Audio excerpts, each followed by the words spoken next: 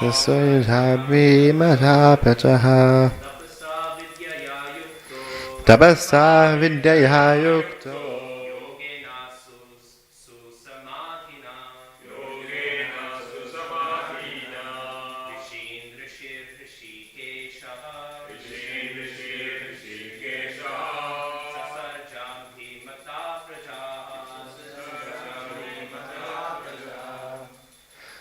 Matajis?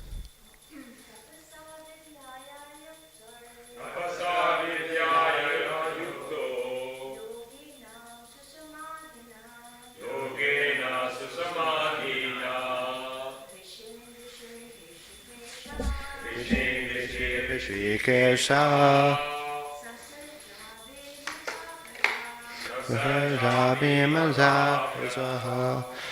We're going to the word for word. Tapasa, by penance. Vidyaya, by worship. Yuktaha, being engaged. Yogena, by concentration of the mind in devotion. Susamadhina, by nice meditation. Rishin, the sages. Rishihi, the first seer. Brahma. Rishi Keshaha, the controller of the senses. Sasarja, created. Abhimataha, beloved. Prajaha, sons.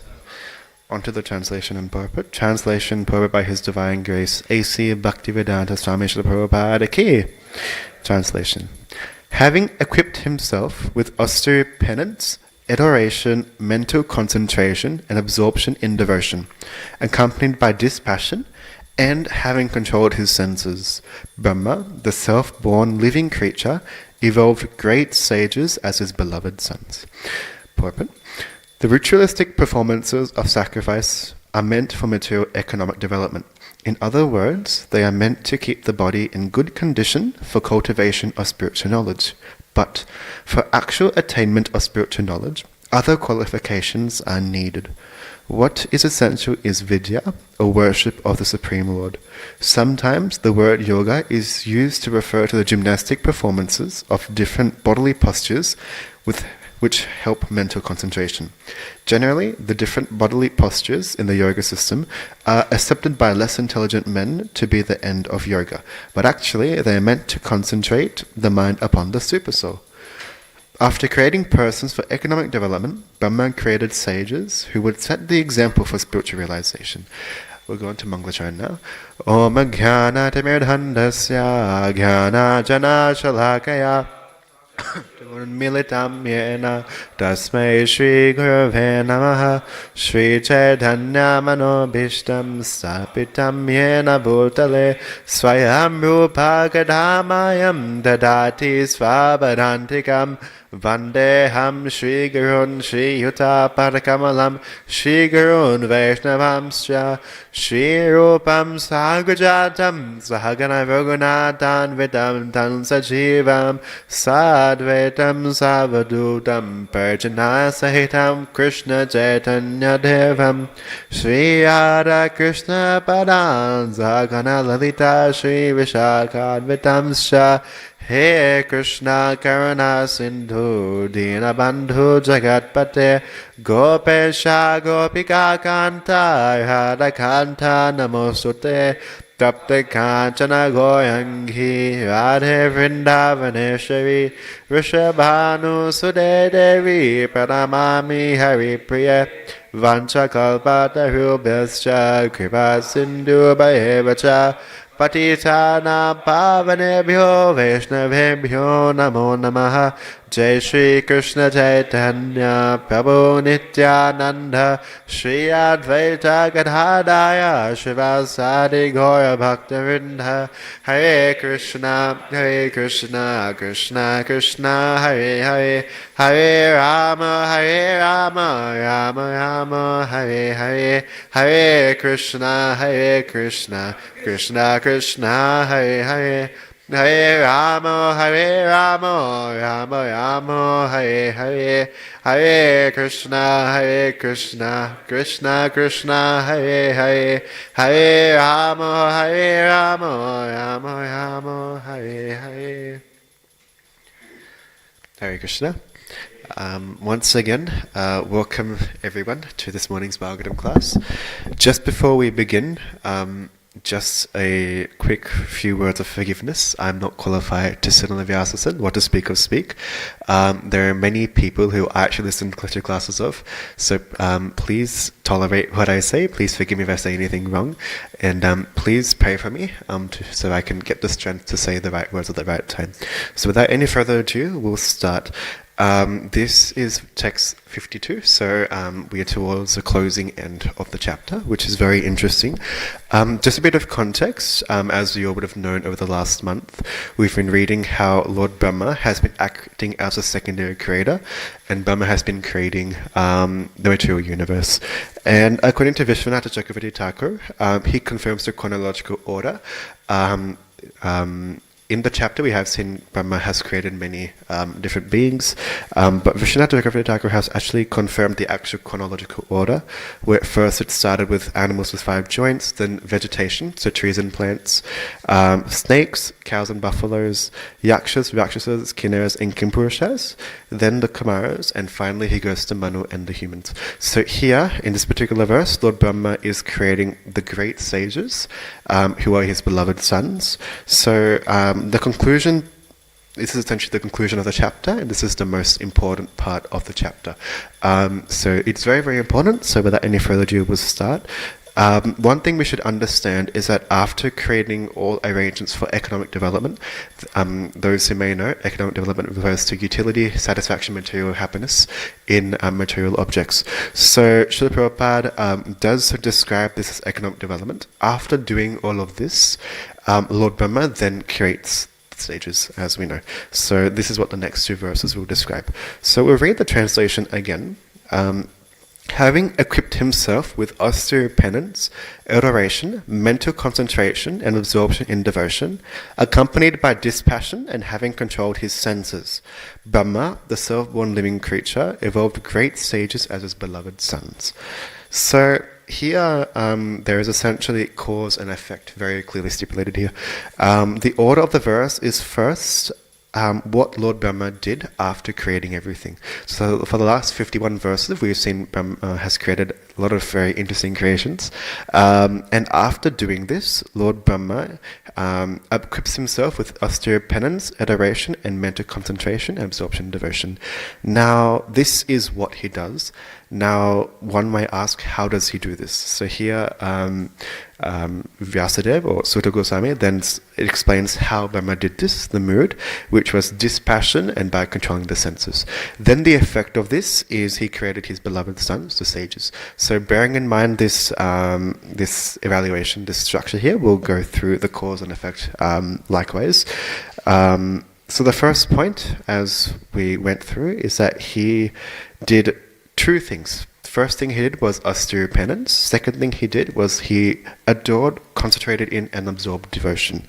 So now the question arises, Brahma, why is he doing this now? He has just worked, already engaged himself quite deeply. He has worked really, really hard to create the material creation. Why should he go further and do devotional service? This is actually a question that we all actually see, even devotees, those who are new, those who are senior, and even those who haven't even come into contact with Krishna consciousness, they have these same questions. Why should I do devotional service? Why I'm doing so much? I'm so busy. 9 to 5 work, then I don't know, maybe 5 to 9 sleeping. I don't know what happens. But people are so busy. So we need to understand that Lord Brahma, it's busy, probably to the power of a million, a billion. He did 1,000 demigod years of tapasya. Bhagavatam 2.9.8 in the purport, Srila Prabhupada confirms that this equals 2.16 billion earth years. So with us, we get so busy now, 9 to 5 jobs, or our breakfast or lunch, or I don't know what we guys do. But Brahma just spent 2.16 billion years doing tapasya. Now, we get we get so exhausted when it comes to material duties. So why is Brahma saying this now? So the very interesting point is the purport. So Srila Prabhupada, the first sentence he says is, the ritualistic performances of sacrifice are meant for material economic development. In other words, they are meant to keep the body in good condition for cultivation of spiritual knowledge. So the last part, for cultivation of spiritual knowledge, is very, very important. So essentially, the purpose of Brahma's quest for creating facilities for economic development is to actually, keep the body in good condition for spiritual knowledge. It's not like a one-stop basis. Ritualistic sacrifices, they're essential, but they're not ultimate. Often, we have to be very careful when we actually read this particular verse. But these ritualistic activities, they are essential. At the same time, we have to be very careful not to indulge in them due to sense gratification. The risk is there. I'll go to that in a bit more detail. But essentially, the aim of material work is the foundation to, set spiritual work. For example, in our current system, we have kindergarten, then the HSC. Now, one cannot sit for the HSC exams, one cannot even go to university if the foundations aren't set. So similarly, the facility is given in the earlier years, so they can actually proceed further. In the same sort of sense, we do have facility for material enjoyment. What is important is that we actually use this to actually cultivate our devotion service further. Now, how this is done, we'll go through in a bit more detail later, but it is very important as devotees to understand that what we have around us has to be used for the service of Krishna. It's essentially the instructions of our parampara, our shastras, and even our spiritual masters as well. I do remember, I think it was a couple of years ago, maybe 6 or 7 years ago, Guru Maharaj was coming to Sydney. And I took the day off when he arrived. I think it was Valentine's Day, so I deliberately took the day off from school and I came to greet Maharaj in the airport. And he had various programs for a week, and I regularly tried to make sure that I would take days off school. And I remember at the last day, I got chastised by Maharaj quite heavily. So he didn't say anything for the 5-6 days, but he chastised me on the 7th day before he was about to leave. He said, Kesh, whatever you do, do not come to the airport tomorrow. And he then he sat down. He explained that you have to do your education, your studies. So they are important.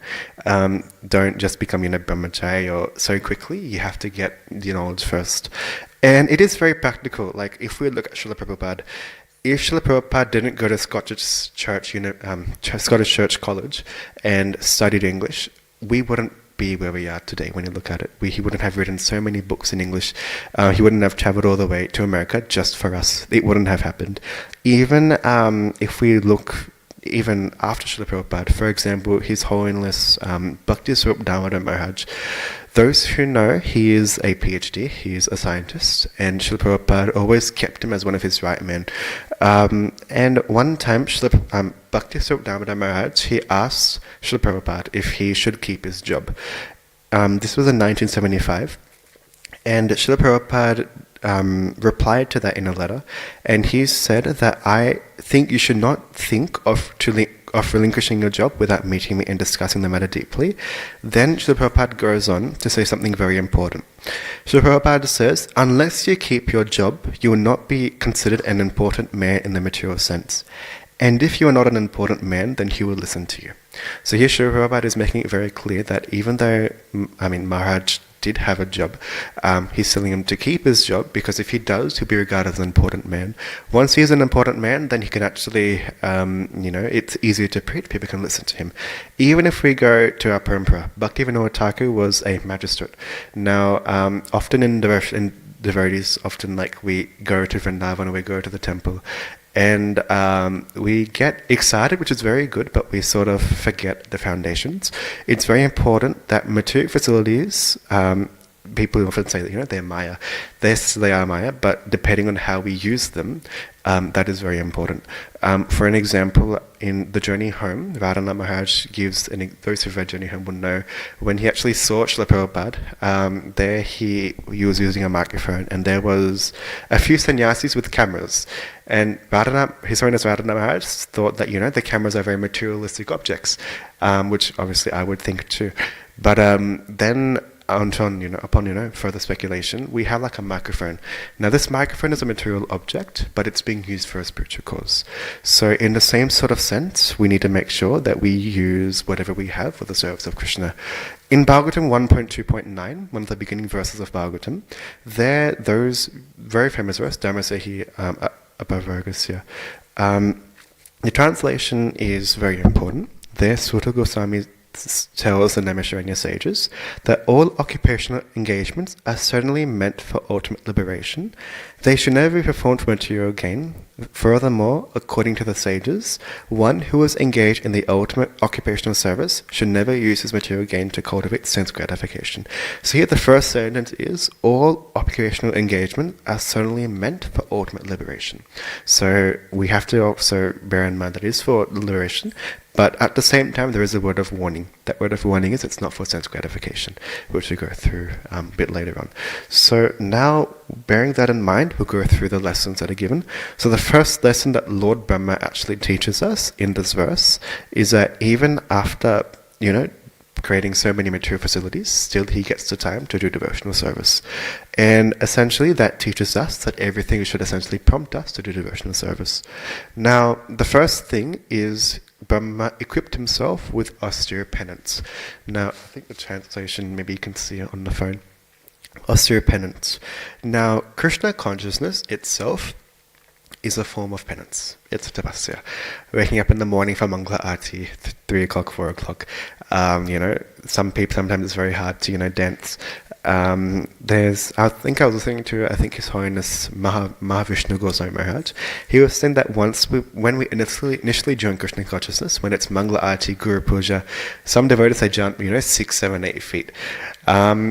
Fast forward, I think during Prabhu is a very, very energetic dance when it comes to Guru Puja.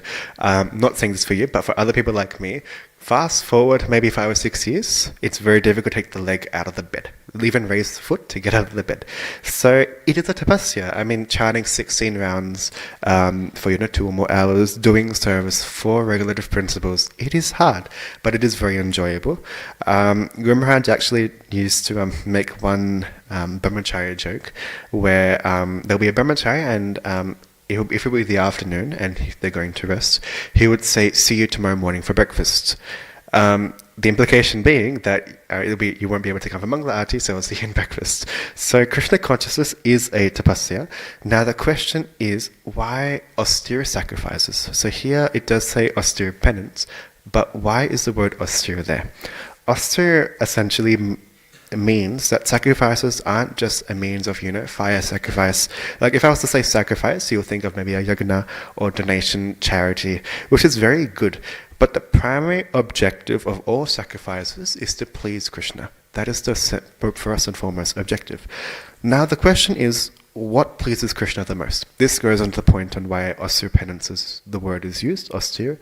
Now, last week, His Grace Dekananand Prabhu was here, and in Asim Prabhu's place, he was saying that the secret of, the Krishna consciousness in general, is that austere sacrifices must be done. So we will have to sacrifice what we are most attached to Krishna. So if we are most attached to our wealth, then we give up that wealth for Krishna. Most attached to sense gratification, we have to give that up and give that towards Krishna. He said that this is most pleasing to Krishna. Once we actually give up what we are most attached to the most, Krishna consciousness becomes very fast-paced. Otherwise, we are kind of holding ourselves back. There are fire sacrifices, very nice. Maybe, donations, which is very nice as well. But if we're not attached to those, we have to give up what we are most attached to, what Maya is really using to cling us further. Only then can actually expect something to be very, very fast-paced. So what the most strongest thing that we can actually detach ourselves from is the desire for sense gratification. Everyone wants sense gratification. Now, this is probably the greatest threat that keeps us entangled in this, cycle of birth and death. Birth after birth, death after death. In another lecture by His Holiness Mahavishnu Goswami Maharaj, he was saying that Krishna is so merciful. If we see a BMW and we say, "I wish I could have a BMW," one time later on, maybe maybe your next life, you'll get a BMW.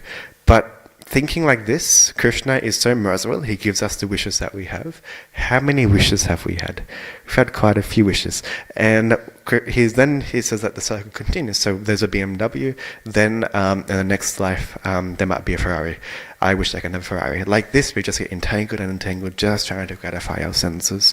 So Krishna consciousness, we need to focus on the fact that we need to get rid of our desire for sense gratification. That's why Krishna consciousness is here. We can't stay too attached to our bed, for example. Like it gets very warm, but we have to essentially let go. Get up and go into the shower. Restaurant food, I'm not going to say food because prasadam is very, very nice, but like going to the restaurant, for example, or irregular little lifestyles, mundane activities. The whole point of Krishna consciousness is to sort of eliminate that relationship with those activities and get rid of our strong desire for sense gratification. Once this is done, then the effect is that the path becomes very fast-paced. Now, this is actually proven by Srimad Bhagavatam. I'm not just saying this because I heard it from anyone. Bhagavatam 5.5.1, when Lord Rishabdev gives his instructions to his sons, there we probably know this verse very famously, Nayam Deha Bhajam Nilokya. There the word very important is tapodivyam. The third line, tapodivyam puttrakami sattvam. So there the translation is very strong. I think I'll read the translation really quickly. The translation, 5.5.1, Lord Rishabdeva told his sons, "My dear boys, of all the living entities who have accepted material bodies in this world, one who has been awarded this human form should not work hard day and night simply for sense gratification, which is available even for dogs and hogs that eat stool." It's a very, very strong statement.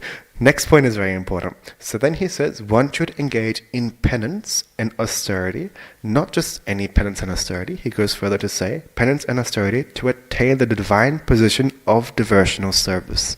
Very, very clear. So divya tapasya, tapodivyam, refers to devotional service. And by such activities, one's heart is purified, and when he attains this position, he attains eternal blissful life, which is transcendental to material happiness and which continues forever. So this human form of life is very, very, very, very rare, very difficult to come to achieve. According to Srimad Bhagavatam 4.25.11 in the Purport, Srila Prabhupada confirms that there are 8.4 million species of life, as we all know. Many, many species of life, and it's just a cycle that goes on and on and on. So the whole purpose of this penance and austerity, which we can actually do best in this human form of life, is to attain devotional service. So this is the whole reason we're here in devotional, and in Krishna consciousness. Now, next, the translation. Next, after austere penance, towards devotional service, Lord Brahma has three things: adoration, mental concentration, and absorption in devotion. So essentially, Brahma has these three attitudes towards devotional service: adoration, mental concentration, and absorption.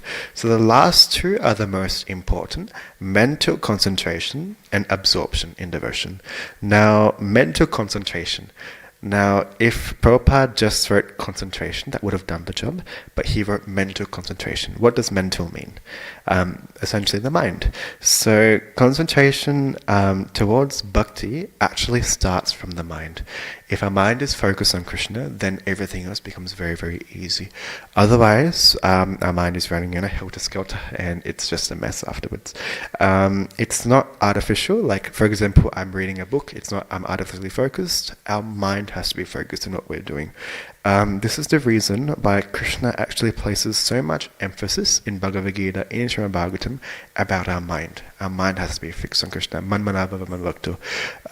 The same two lines are used twice in Bhagavad Gita. Makes very, very strong emphasis that our mind has to be engaged in Krishna consciousness. Bhagavad Gita 6.6 actually explains why the mind is so important.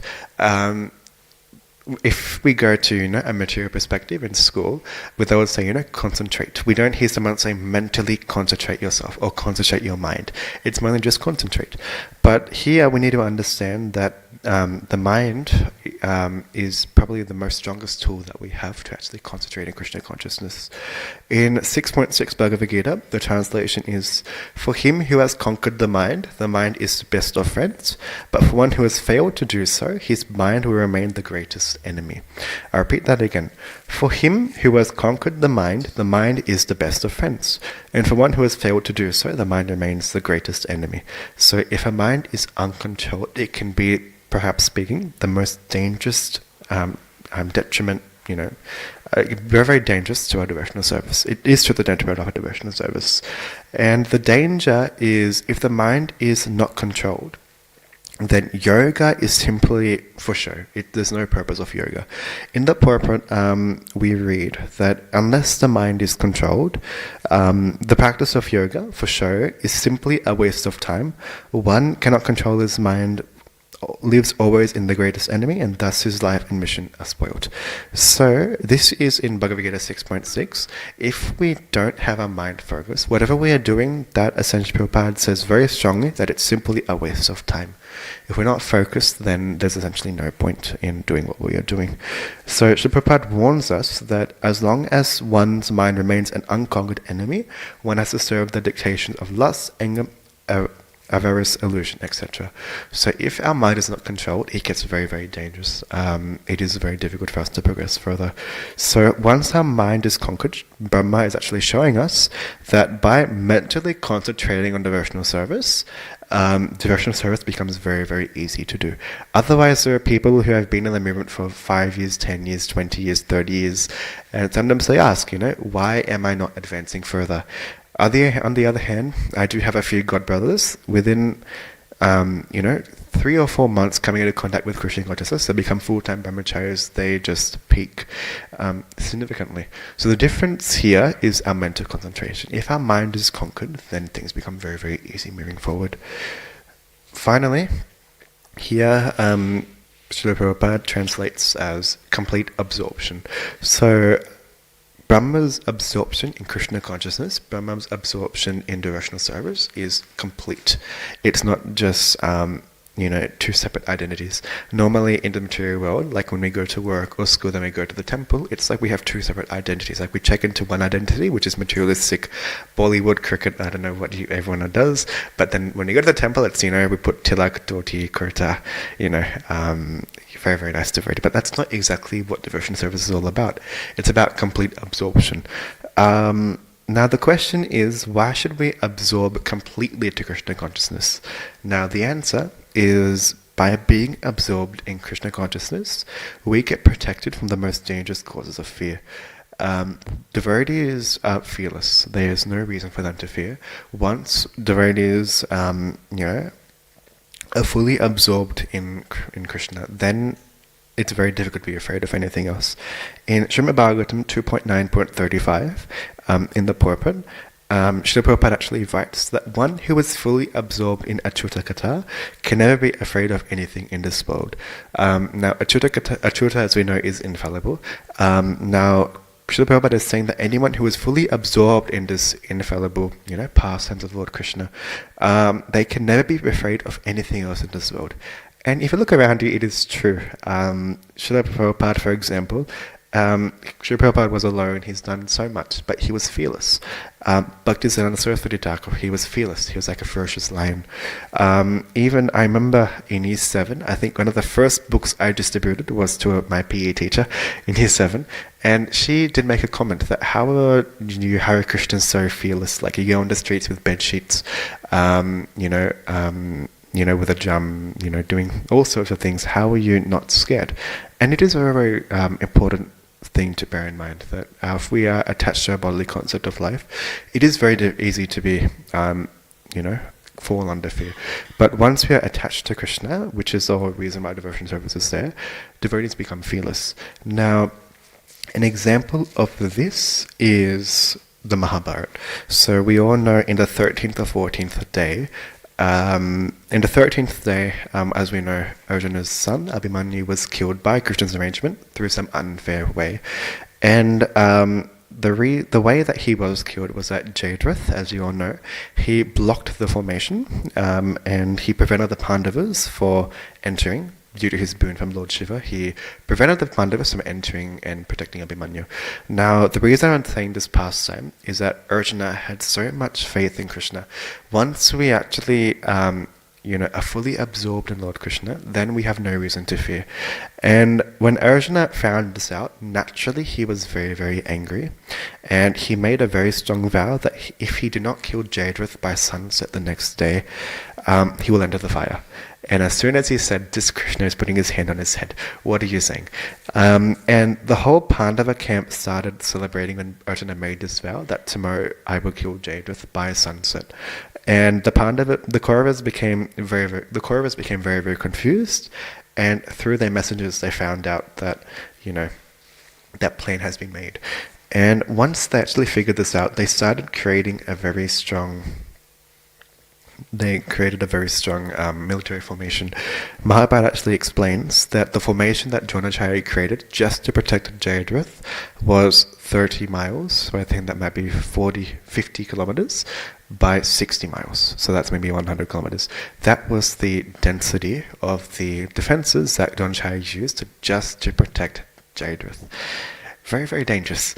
And when Arjuna made this vow, once he calmed down, Krishna then went, into his room. And he's thinking, Arjuna just made a very, very strong vow. He might be, very, very stressed, very anxious. He opens the door. Arjuna is sleeping very, very peacefully, very, very soundly. So he wakes Arjuna up. He says, how are you sleeping? You made such a very rash decision. Now we have a very heavy burden on our shoulders. How could you make such a promise? And Arjuna then says something very, very important. He says, Krishna, I have you by my side. As long as you are by my side, I have nothing to worry about. My success is certain. So if Arjuna made the promise, Krishna has to now figure out how to actually fulfill that promise. And as you all know, eventually, Arjuna did kill one whole auctioneer of soldiers, which is practically impossible. And essentially, because of Arjuna's faith and commitment towards Krishna, full absorption in Krishna, he had faith. And because he had faith, he wasn't fearful of anything else. So essentially Lord Brahma is teaching us that we need to have mental concentration and full absorption, complete absorption in devotional service. Now, the next stage is how this was actually done. So it's 8:30, I'll be quick. There are two ways which Brahma actually does this. So the attitude is there, now the means that this was actually done. This was done through dispassion and by controlling his senses. The translation is there. Brahma did this accompanied by dispassion and having controlled his senses. So because of the above, so because of austere penances, adoration, mental concentration, and being absorbed in devotional service, Lord Brahma could then control his senses, and he achieved dispassion. Now, dispassion, what does dispassion mean? It means the opposite of passion. The dictionary says the absence of passion, which is very helpful, or coolness. So dispassion does refer to coolness. It is interesting because, as we know, I think the Guna avatars in the first canto, Lord Brahma is essentially resemblant of the mode of passion. So how can Lord Brahma be dispassionate? Like, that is a little bit interesting. Essentially, this actually means that Brahma had absorbed himself fully in Krishna consciousness, that he achieved the stage of pure goodness. So we know that there are the three modes of material nature. I'll go through this very quickly. We know there's Sattva Gun, Raja Gun, and Tama Gun. Goodness, passion, and ignorance. Now, even though Brahma was in the mode of passion, just by doing complete absorption, concentration in devotional service, he achieved pure goodness in that period of time. So pure goodness, as the name does suggest, is the source of all happiness. Now, in Bhagavad Gita 4.26, very, very famous verse as well, Mam Chayo Vabhicharana, the translation is one who engages in full devotional service unfailing in all circumstances, at once transcends the mode of material nature. So if one is in full devotional service as Lord Brahma is, through austere penance, complete absorption, complete mental concentration, then they can actually transcend the modes of material nature. And the important point in this verse is unfeeling in all circumstances. It's not simply, as I said before, we go in the temple, one separate identity with Dhoti Tilak doing devotional service. We go home, like maybe the TV is on, cricket, Bollywood, I don't know what everyone else does, but it's not like that. It's complete unfailing in all circumstances. Only once that is done is that we can actually progress further and achieve pure goodness.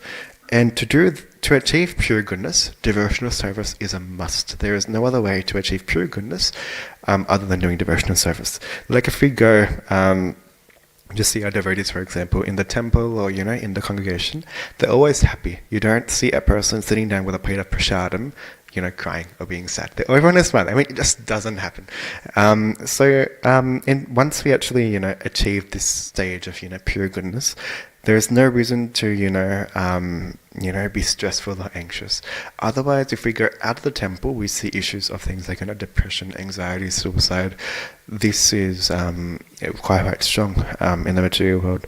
But by doing devotional service, we can see devotees are always smiling. Like you don't see anyone, with a morose face, long face towards in front of the deities. It just doesn't happen.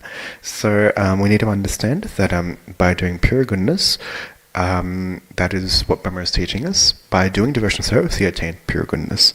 Next is he controlled his senses. So after he was accompanied by dispassion, then he Brahma controlled his senses. Now, essentially, this means that he sees the urge to gratify his senses. Now, if we go back to the earlier point on devotional service, the aim of everything is to actually engage our souls further in devotional service, not for material, impure engagement, material sense gratification. In an example we gave before, we understand that we have so many facilities with us.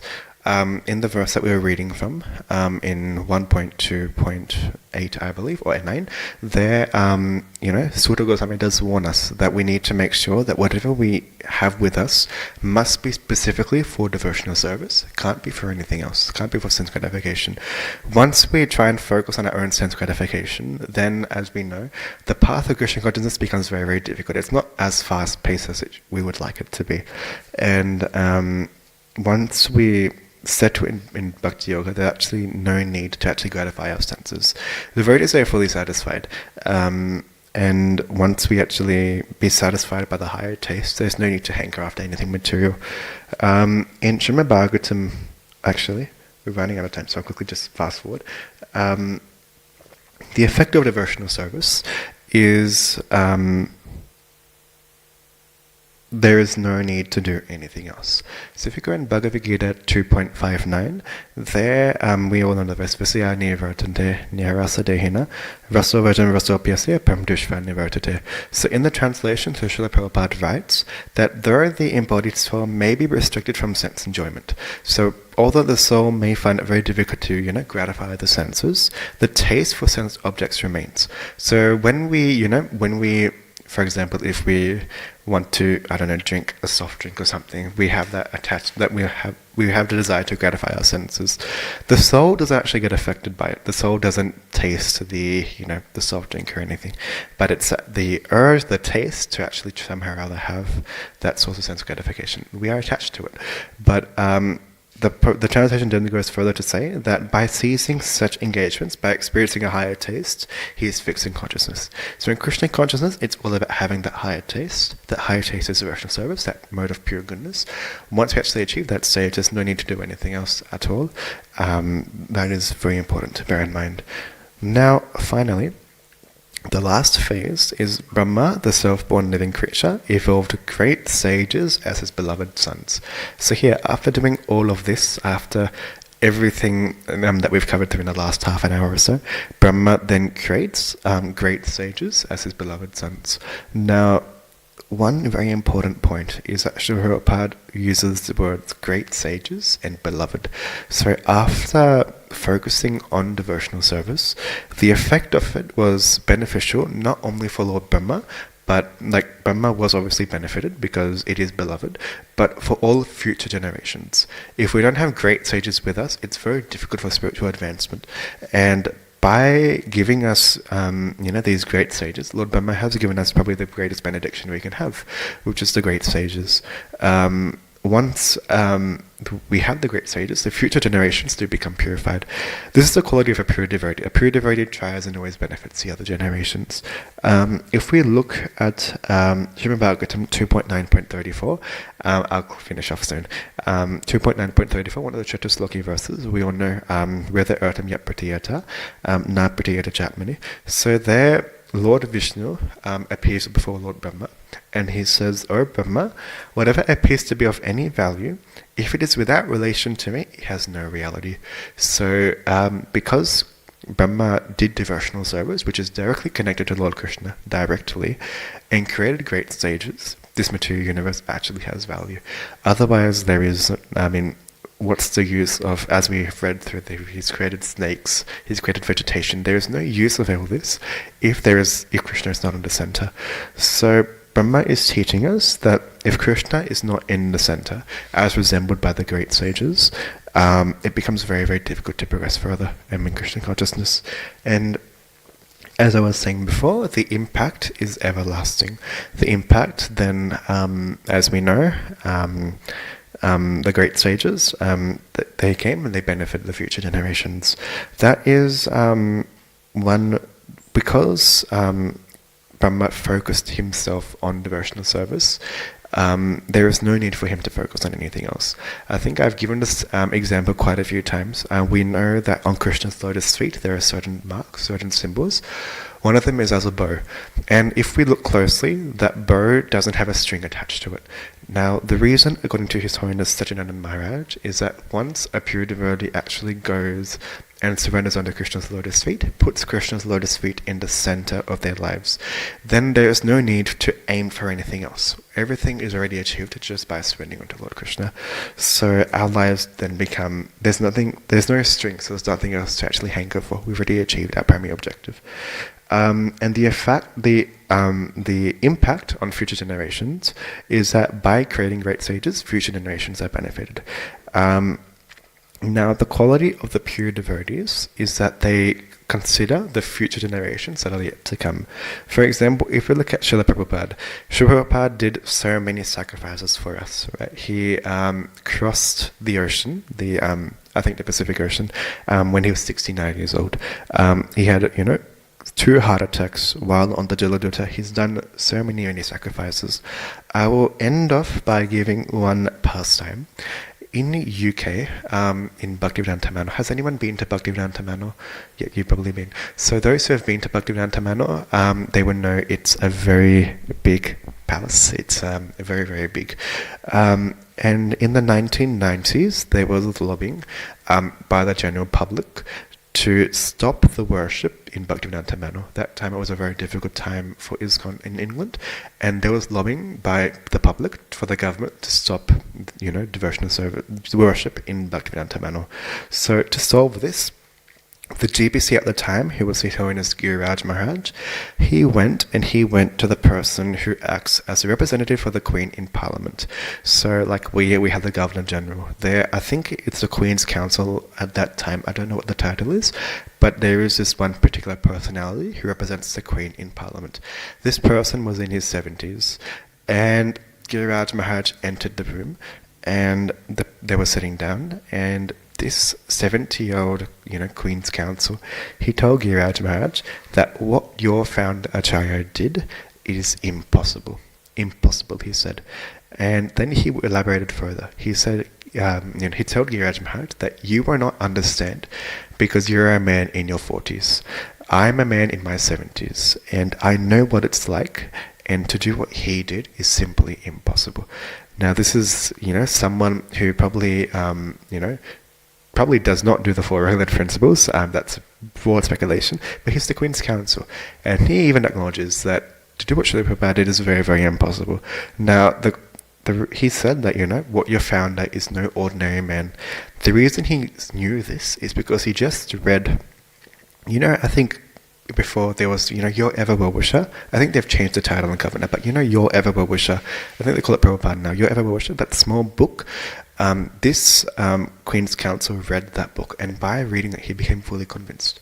And he said, Giriraj Maharaj, your founder Achyut is no ordinary man.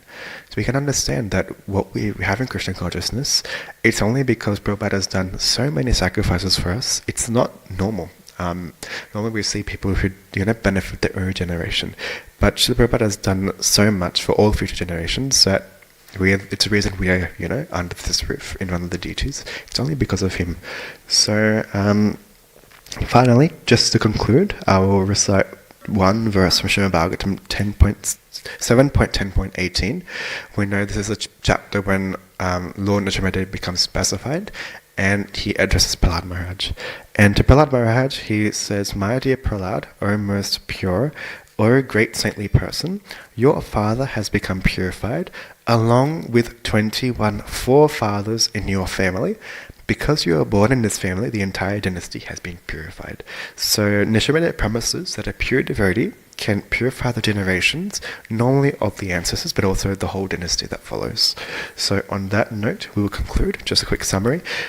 Firstly, we looked at what Brahma did after creating everything else in the last month, which was he did austere penance, and then he did adoration, medical concentration, and absorption in devotion.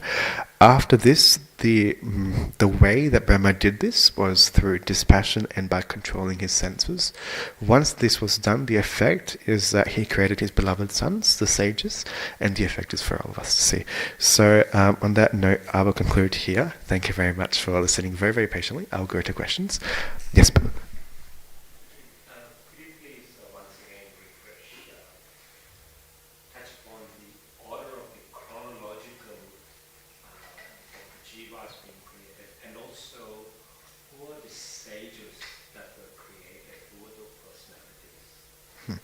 Wonderful questions, Prabhu. So there's two questions. I'll go for the first part.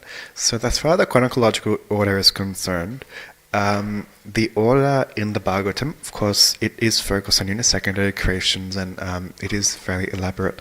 Now, Vishwanath Chakravarti Thakur has actually, gone through, and he's actually confirmed the actual order, the chronological order, when Lord Brahma created the universe. So he first started with animals with 5 joints. Once he created these animals with 5 joints, he then created vegetation. So we have trees and plants and everything like that. After that, Brahma created snakes, as we know, cows and buffaloes, then yakshas, rakshasas, kinnaras and kimpurushas, then the 4 kumaras. Once he created the 4 kumaras, which are the great sages, then he went to create Manu, which we just read, I think yesterday or the day before, Manu, and then he created the human beings. So I hope this confirms the order. Yes. The sages, yes. So the sages, that is a very good question. I'll be honest, I am not super sure. I mean, I do have an idea, but I don't want to say anything wrong. Maybe I'm assuming they would be the 7 sages. It's right after Manu. I'm assuming they are the 7 sages, but that's just my assumption. The 4 Kumaras did come earlier, so it could be the great 7 sages, the 7 sages. But I'll let maybe Toshi Krishna Prabhu is building a lot more educated than me. But I do assume it's the 7 sages. Yes, Prabhu. Any other questions? Or? Yes, Mataji.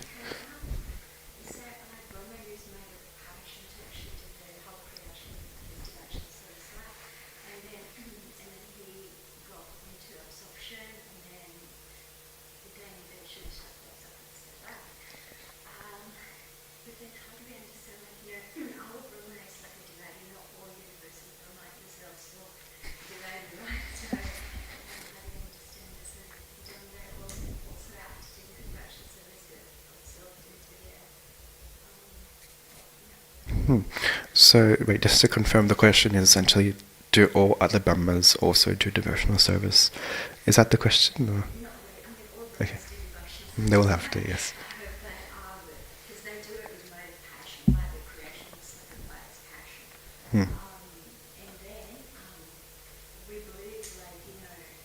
because they are working determined for Krishna, that's as a devotional service, and with their absorption, they actually attain the Krishna conscious platform, right? The name of the biggest devotee transcendental Shiva Sattva Bhaya, right? Hmm. So not all the ones are absorbed devotee. This is a very, very interesting point, Mataji. As far as that's concerned, as far as the other Brahmas, I'm not super sure. But what I would understand is that actually I did ask a question to Guru Maharaj earlier, saying that when we do devotional service, sometimes we need to be in the mode of passion. For example, if you're doing Harinam, sometimes you have to have that energy to sort of, keep going. And he said yes, but if you put Krishna in the center, then once Krishna is in the center, then that does become devotional service, and we just have to be absorbed in that service, then we can attain Shuddha Sattva afterwards. So here, as I can't speak for other Brahmas because I just don't know too much, but we need to understand that once Krishna is in the center, then that Shuddha Sattva platform can be achieved. Hopefully that answers the question. Okay. Yes, Prabhu. Yes. Just thinking on the point you were explaining on, like examples of Srila Prabhupada's himself so instructed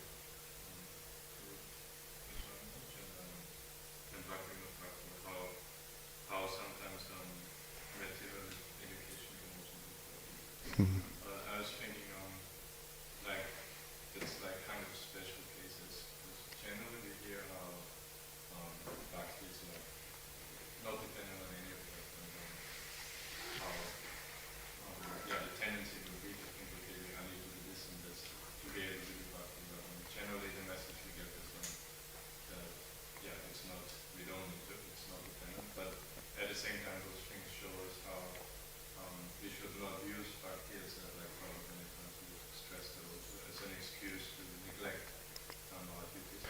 Definitely, yeah, it's important. Like Yeah. So there's like other examples from the other side. There are examples.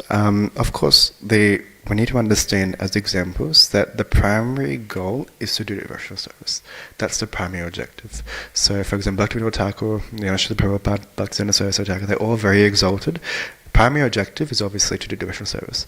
But if we go to 1.2.9, there it actually confirms that we do need to do, our duties in this material world, like the four Varnas are there. We need to do them, but the aim should not be for sense gratification, but to please Krishna. Otherwise, Krishna has given us these duties to perform. We need to perform them, but our goal shouldn't be sense gratification, to be towards Krishna. So it is very difficult to imitate these pure Vaishnavas, but we just need to understand that devotional service is our first and foremost target. But sometimes we do need to also use a bit of practicality, a bit of common sense as well, as to, of course, we can't. One example, I think Tamakrishna Maharaj was giving, where there was this one devotee who wanted to accumulate so much wealth, but then when he looked at it, like it would have been for his own sense gratification. So we, as devotees, we have to check ourselves a little bit. I think Kadamba Maharaj was once also saying that there was one devotee who said, I bought a BMW or a Mercedes for the service of Krishna. Is it really for the service of Krishna, or is it for your sense gratification? So we need to use our common sense, but yes, we can't neglect, if that makes sense. Hopefully that answers, but nice comment, Prabhuji. Thank you very much. Any other questions? Yes, Prabhu. It's mentioned in the shloka, Rishi, the first seer, that is understandable. It's also mentioned Brahma, the self-born living creature. Is that meant like self-born in the sense that without parents? And also, was he not born from the lotus flower? I thought this question was going to come. Okay, very, very good question, Prabhu. Yes, when it says Rishi, it does say the first seer, Brahma, and then Prabhupada translates it as the self-born. So Brahma, we know, is obviously Adikavi. He did come from the lotus flower. As far as why the word self-born is concerned, that is a very good question. I might have to read up on that. Prabhu, can you answer firstborn? I know he's Adikavi, but he did come from the lotus flower, as you rightly said. When it says self-born, Prabhu's, if you can answer, I'm not too sure. I think Prabhupada explains this in purport